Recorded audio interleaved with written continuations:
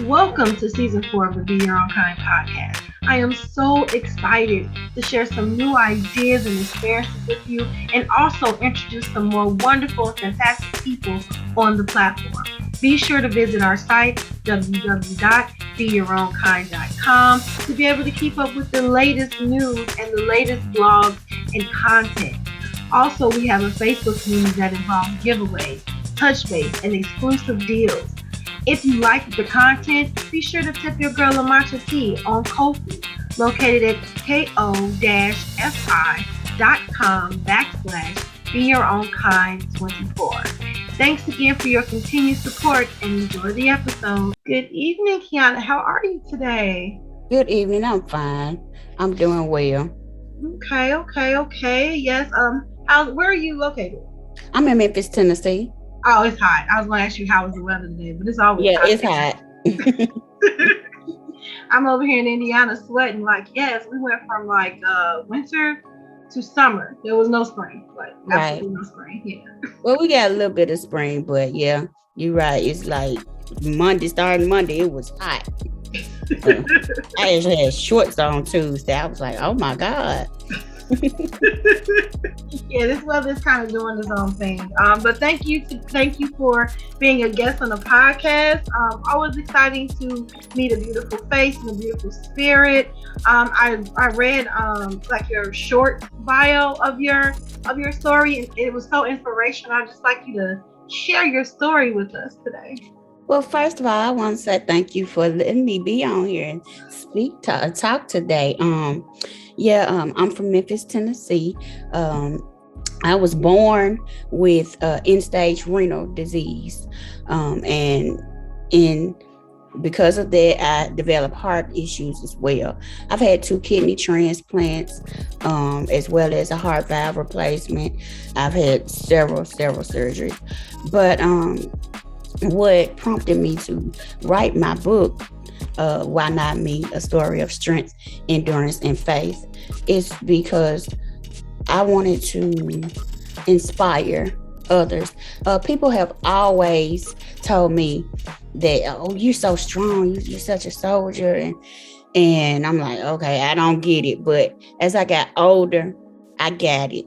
My foundation of faith has helped me through a lot.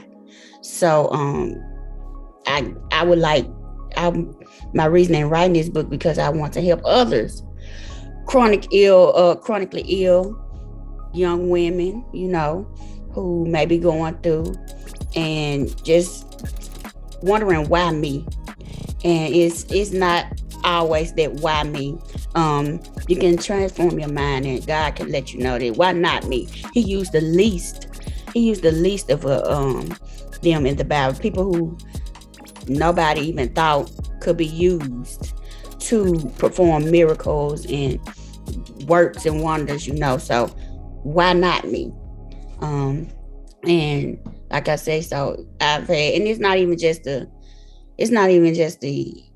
illnesses that I've dealt with. I've dealt with life issues, depression, bullying, peer pressure, soul ties. I talk about all of that in my book, but I talk about how you can overcome as well.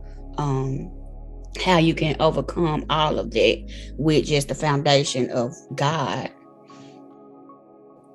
I love that. So what have you? So in a point you said you felt like why me? So what point in your life did it transition to why not?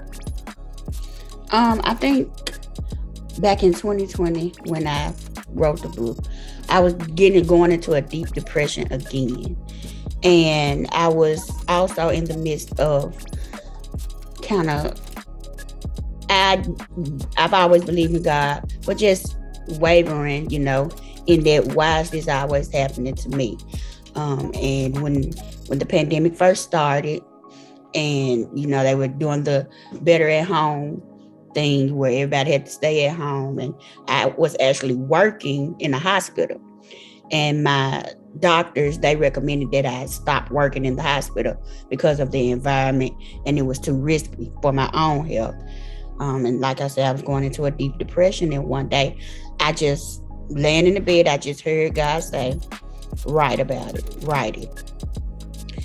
And in writing it all out, writing about my life, and reading and researching in the Bible, that helped me transform to, okay, why not me? Okay, he used the woman with the issue of blood. He used several people. He used people, parents. He used people, friends. He used. So why not me? Why am I complaining? All of this stuff. Why not me? I can do this too. So I think the point in 2020, after I had was about to go into depression, after I had found my new church that I've been going to, because I left my home church, and I was actually going to go on a church tour, and I started at the church that I'm at now, and I ended there, and they're actually up the street from me. So I'm like, wow.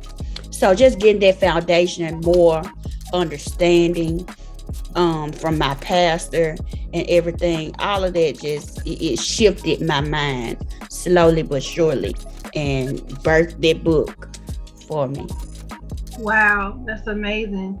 That's amazing.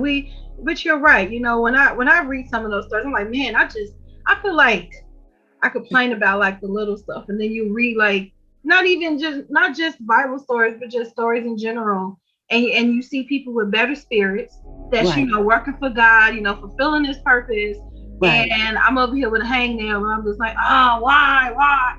So I right, love the change in perspective because first of all, it could be worse, and there are people that we always think when our situation is worse, there's always someone else carrying a heavier cross. And so, instead of us complaining about our small cross, we should pretty much get over ourselves and help somebody else with theirs. Pray for right, somebody else, serve through, serve in a way of. I got mixed up with my sentence, but just out there serving by helping others and pouring into others. And sometimes I find when you're pouring into others, it kind of distracts you from what's going on in your life and kind of right, allows God the space to move in your situation because you're not his business. right. So that's why it's so important with servitude because it gets you out your head and it actually gets you out of God's business. So Right, exactly. And that just goes along to something God told me just last week. Um, it is necessary. Not it was necessary, but it is necessary. What you're going through right now, it is necessary. A thing that I'm going through right now is grief. I lost my mom in September of last year from COVID, and me and her were really close, like best friends. And I'm going through this moment of loneliness, feeling lonely because, like I said, we were together all the time. To the point she actually was a kidney transplant patient as well. March of this year would have been 3 years she had her transplant. And, so we had stuff in common all the way down to the health issues. wow. So I'm talking about going to the same doctors. Everybody knew when they saw me, they saw her. There go the Thompson girls, they coming. So, just the change and the shift in my life going on right now has also shifted my perspective about life. And it is also, like I said, I was riding home one day from dialysis and I just heard God tell me it is necessary. It is necessary for everything that I'm going through right now this season to birth, because I know it's more books in me coming. And I'm in the worst of creating my business, building my business, which is called Here on Purpose. And it's just going to be built around helping chronically ill people understand, and go through their own journey, helping them go through their own journey of strength, endurance, and faith so that they can realize and understand that they are here on purpose. Their illness and what they're going through is not, that don't define them. I had to realize that myself in writing that book. My illnesses and what I'm going through, all my scars, that don't define me. Right. You know, what defines me is in Christ and who God says I am. So, yeah, like I said, he said it is necessary. So I'm in a big learning period right now, season in my life, and I'm excited because I've seen and I know I'm hurting still, because of my mom. Every day missing her, it was hard. First Mother's Day Sunday, I got through that, and I know I'm going to get through a lot because she helped me too, also with my faith, and she was my biggest supporter. So I'm gonna get through that, and I know with God and Him helping me, like I said, I have more books. I'm planning on. I would love to be a coach, and I would love to speak at events. Just serve people, like you said, and not so I can get out of God's business, right. And not be God. Where does this go? And help other people. That's my ultimate goal. I love that. And my condolences to you on the loss of your mom. And I won't even sit here and say, that I know what you're going through, but my heart does go out to you. My mom, I lost my grandma, but this was my mother's mom. And so I just see her grief. And so, it's a day by day thing, Right. Yeah. Right. Yeah. So, my condolences to you. So the quote on your website is, "Not until we are lost do we begin to understand ourselves." First of all, that is super deep. I read that like 5 times. I really processed it and understand it. And I think I got the understanding, but I wanted to ask you of your Well, it was a quote that I found, and when I first read it, I was like, wow, that's deep. And when I'm thinking into it, but you can't understand yourself until you're lost. You can't really understand what you're going through, or you just basing your life and everything off of everybody else, but because you're lost. Right. But then when you go seeking first God, seek ye first the kingdom of God, and all things else will be added unto you. And when you seek God, He will help you find not only Him, but yourself and your purpose. And that's what I got from that quote. Yeah, I love that quote. I was like, this is so deep, I feel like you're at your most vulnerable when you're lost, right? Right. Because you don't know where you're going. Right. But when you know it all, or you're in a familiar situation, you don't need guidance. I know this, you don't need guidance to get around your house. Right. When you go to somebody else's house, where's the bathroom? Where's the kitchen? Right. Where's the that? And I feel like that's when I think this kind of relates to the scripture of Him, using us in our weakest point, so to speak. And so that's what I took from that. Like, wow. Mm-hmm. Wow, when I'm at that area where I'm like, I don't know what this is. Like you say, you're in a season with your life, like, I don't know what this is. You're at your most vulnerable because you have to wholeheartedly depend on Him. Right. You have no idea what this is, where to go, what to do. So yeah. Exactly. Yeah, I love that quote. And I probably just said exactly what you just said, but I really like that quote. Yes. So I know that you have the fortitude and the desire to reach out to others who are dealing with chronic diseases or illnesses, and who may feel alone, which I think is super, super dope. For anyone listening to this podcast today that is in that situation, what advice, and they just want to throw in the towel, what advice would you have for them? Don't give up. It gets better. There's been a lot of situations. I'm talking about definitely ill situations, and I talk about them in my book. I have been intubated 3 times, and I have been through major surgeries, had infection out through my body. And at that point, you feel like this is the end. You feel like there's nothing else that will be turned, but it gets better. Stay focused on God, pray. And it gets better. I had COVID too, in August, and both me and my mom got sick. We were both in the hospital. I got better within a week. She ultimately died a month later, but I developed a lung issue because of that. And in that timing and the months to come, I was like, oh, now my lungs messed up. I can't really breathe. I'm dependent on oxygen. But hey, I went to the doctor just Tuesday for a follow-up at the lung doctor. They said things hadn't got worse. They the same, but they haven't got worse. It got better. I don't need oxygen everywhere I go now. I only need it when I lay down at night. It got better. You got to just give yourself grace. Just like God gives you grace, give yourself grace, and it will get better. Stay focused on improve building yourself, serving, helping others, and it gets better. I love that, because as long as you have breath in your body, you have purpose. Right. And all this other stuff, I feel it's a distraction. Yeah. No matter what the situation is, your purpose is to reach others and help others. Exactly. I think that is so beautiful, so beautiful. So where can people find the book? So you can find my book on my website, www.authorkiaunathompson.com.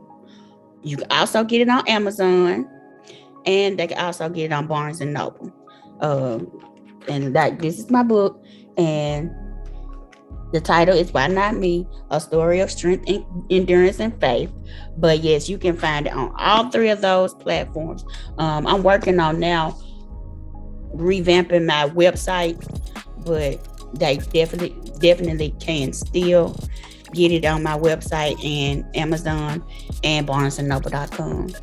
Nice. You're revamping it. It's beautiful now. Thank you.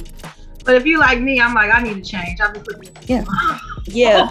I need a change. I got it built in 2020 when I first published the book, and it's just a couple of things I want to do. And I also write blogs too, and I wanted to be more visible where they can get to my blogs. So you can, because it's on my page, but you have to search for it, the blog button, and I want it to be more accessible so people can just go to it and read it. So I've wrote 2 blogs so far, but yeah. What are they about? The first one is about I wrote it. The first one was 5 months after my mom passed, so it was just about everything that happened in my family and the change in my family since then. And then the other one is about it was dedication to my mom. I released it on Mother's Day. It's called Dear Mama, Happy Mother's Day. But also I talk about memories in there, but I also talk about and try to encourage young women who have their mothers but have kind of this disconnect and has always had this disconnect. I'm trying to encourage them to, keep trying with your mom, because once she's gone, she's gone. And and when you try, it's, at least you trying. And if it's up to your mom to, to receive you, but just know you tried, and, just encouraging young women to, because I know that it's a lot of young women that did not have good relationships with their mom, or don't have good relationships with their moms like I did, and it grieves my heart for them, because I'm like, man, my mom was like one of a kind. I can't believe that other women, and I kind of give my mom a backstory on her relationship with her mom. So it's a good read. And the first one is called Living a Why Me lifestyle with a why not me mind frame. I like that. And you are so right. We only get one set of parents, and sometimes it's not perfect, but that don't mean we can't stop trying, we can't stop reaching out. And I think a lot of people take the whole honor your mother and father, like it's another end of that spectrum where you have kind of a verbally abusive, or right. Mom and dad, but that doesn't mean you have to put up with that. You set your boundaries, but still don't completely cut them out your life, because what I found out the older that I got, growing up, I'm like, ooh, if I'm struggling with no kids, mentally trying to grow up and figure out who I am, Mhm. how on earth were they doing this, trying to take care of us others? And Exactly. then they have their own past, they have their own triggers, they have their own ghosts, you know. And so when as I grew older, I displayed more grace towards my parents. Right. Yeah. Yeah. Exactly. Cause look, I grew up with my both my parents, but my mom, she had 3 kids, and like me and my oldest brother were sick. My Mm-hmm. oldest brother had cerebral palsy. He couldn't walk, talk, none of that until the day he passed. He was born a normal, healthy child. Then 3 months old, he caught spinal meningitis, and they didn't catch it in time, and he ended up with cerebral palsy and total care. So she had him. My middle brother, he's okay. He's healthy. But then here I come with all these health issues. Then on top of that, she's trying to be a wife. On top of that, she was going to school, nursing school. She was like, "Hey, I'm taking care of children and illnesses, and I may as well go to school so I can learn how to do it right." So she in nursing school doing that, in heavy in the church, just it's like wow. One of me and my best friends, we talk about that all the time. Like our parents, I was like superheroes. How are they doing all of this? We talk about that all the time. And see you, and when you're a kid, they are superheroes. When you get older, and you start realizing, like, oh, you got a couple of flaws there. So then, Right, like, you're right. younger, and then you're judging. Then you're judging them. Yeah, Like, well, you're not this. You're not this enough. And I feel like already in the back of their mind, they felt they could have did some things better with their kids. So now they exactly. have this adult kid, kind of just like their biggest fear. You did this and you did that, Right. and yes, it might have been stuff they unintentionally did that might have affected you, but it was unintentionally because they were growing up themselves. So that's why it Exactly. just pays to just give grace to your parents. So I do Yeah. agree with that. Like, no matter what the relationship is with your mom or your dad, Right. give grace because they got their stuff too. They do. They do. They have their stuff too. And what And makes them even more awesome is they put that some of that stuff aside to take care of you. to take care of you. Yeah. Exactly. And my biggest thing is, hey, if God can give us grace, who are we not to give anybody else grace? Give ourselves grace, because God give us grace every single day. So Everything. who are we not to give other people grace? And mercy on And top. mercy. Yeah. Right. Yeah. So I mean, it's if and I think in order to even get to that point with anybody, not just your parents, you have to allow yourself to feel how you feel, and then Mhm. work on healing from that. Then I Right. think once the healing is occurring, you realize, you start seeing that person a different way. Like, this is a hurt person. Right. Right. They're hurt. What am I so like? They're hurt. And another thing is mental health month. So and when you realize a person is hurt and realize they need therapy, I mean, that make you give them even more grace. You like, and I'm not afraid to say that I've had therapy too. I'm Because in therapy. yeah, been going through everything I've been through, and I need it, and it's okay. It's kind of like a stigma, especially like in the black churches, and like, you don't need therapy, you need God. But God wouldn't have created the position if He knew His people didn't need it. You know, Right. that's how I feel about that. Right. I don't know if it's viewed as you being a weak person, or I don't know what it is, but I feel stronger because I can pray and go to my therapist at the same time. Right. I'm Yeah. not I'm not leaning on my therapist, but Yeah. God gave me a therapist as a tool to cope through because He know how He made my brain. Exactly. So I totally get Yeah. Mm-hmm. it. Exactly. Yeah, I totally get it. So here at BYOK, we have a signature question. If you could describe yourself in one word, what would it be and why? Um, I would say I describe myself as an overcomer, and because everything that I've been through, literally, I have overcame it or I am in the process of overcoming it. I tell people that they say I'm strong. They say I'm strong. I'm such a fighter, but that's another word, I guess. A fighter. They said I don't know nothing else but to do fight. I came in this world fighting, so that's all I know to do is fight. Like I told you when I was talking to you earlier, I just got out the hospital. Literally, last night they had me in in the hospital bed in the hallway all night long. They let me go this morning, and I'm up now. Just I overcame it. That issue that I was going through, they saw to it. I overcame it. I'm fighting. I don't know nothing else to do but fight and overcome, and try to help others fight and overcome. Love that. Cause what's the alternative, right?